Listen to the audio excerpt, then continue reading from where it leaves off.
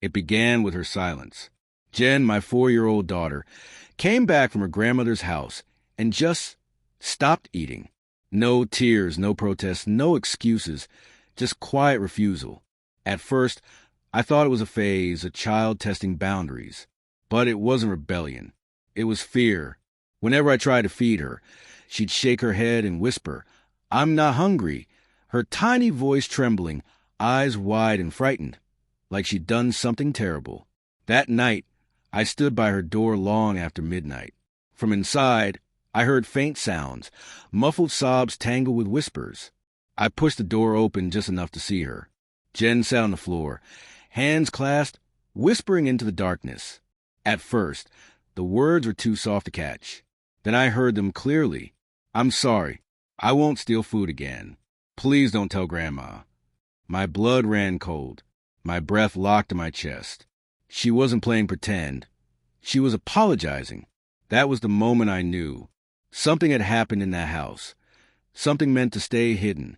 The next morning, I asked my wife about it, keeping my tone calm. She dismissed it with a shrug. "Kids make things up," she said, sipping her coffee, eyes fixed on the table. But her hand trembled when she set the cup down. I watched her carefully, how she avoided saying Jen's name, how her shoulders tensed when I mentioned her mother. My mother-in-law, a woman who smiled like a saint and judged like she was God himself. She always insisted Jen stay over to learn manners. Those words used to sound harmless. Now they felt like a threat. I called the pediatrician, desperate for an explanation, a medical reason. There wasn't one. Jen was perfectly healthy. Just shut down. That evening, my wife served dinner. Jen recoiled the moment the plate touched the table. She flinched, actually flinched, and her eyes darted toward her mother's hands, as if expecting pain. Something in me cracked then, soft but final, like glass under pressure. I didn't speak. I just watched, and I began to plan. I started dropping by my mother-in-law's house unannounced, once in the afternoon, once around dusk. She never let me inside. Her smile was stiff. "Next time, dear. The house is a mess." But I saw Jen's drawings taped to the fridge through the window. In every one, a single figure towered above the rest. Gray hair, red dress, eyes drawn in jagged black lines. That night, I checked the baby monitor footage. Jen had hidden something under her bed, small, folded. When she went to preschool the next day, I found it, a crumpled napkin with shaky letters scrawled across it. "No food. Bad girl. Grandma says hide." My pulse didn't race.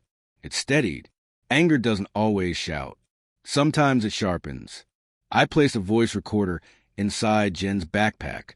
The next weekend, my wife suggested another sleepover. I smiled and agreed.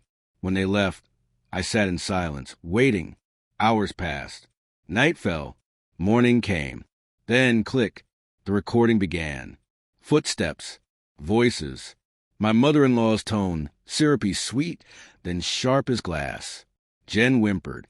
Then the words came. "If you eat without permission, I'll lock you in the dark again."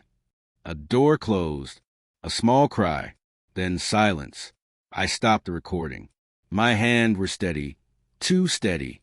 That evening, I played the audio for my wife. She froze mid-step. The color drained from her face. "She didn't mean," she started, but I cut her off and replayed it. Once. Twice. Until her excuses shattered into sobs. Until she realized I wasn't looking for a confession. I was showing her proof. "Did you know?" I asked quietly. She said nothing. Her silence said everything. The guilt in her eyes was an answer I already understood. She reached for me, trembling, but I stepped back. Because now I saw it.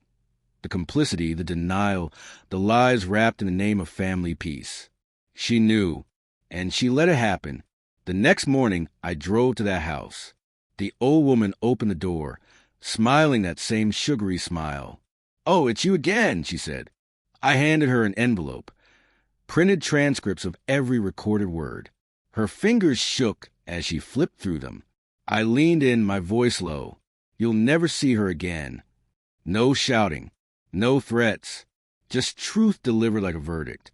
She laughed. "A week? nervous sound, until I pressed play on my phone. The recording filled the porch, loud enough for the neighbors to hear. Her face changed, disbelief, then fear, then a kind of collapse from the inside out. When I walked away, she was still standing there, clutching those pages like they burned. Jen eats again now, slow, quiet, careful. Sometimes she asks if Grandma's still angry. I tell her no, that Grandma's gone away. My wife moved out last week. She didn't argue. Maybe guilt becomes gravity, and once it pulls you, you stop fighting. The house is silent again, but it's a clean silence this time. No whispers behind doors. No trembling apologies in the dark. At night, I sit beside Jen's bed, watching her sleep. Each rise and fall of her chest feels sacred. She doesn't know what I did for her, and she doesn't have to. All that matters is this: no one will ever hurt her again. And if they try, I'll be waiting, silent, patient, unforgiving.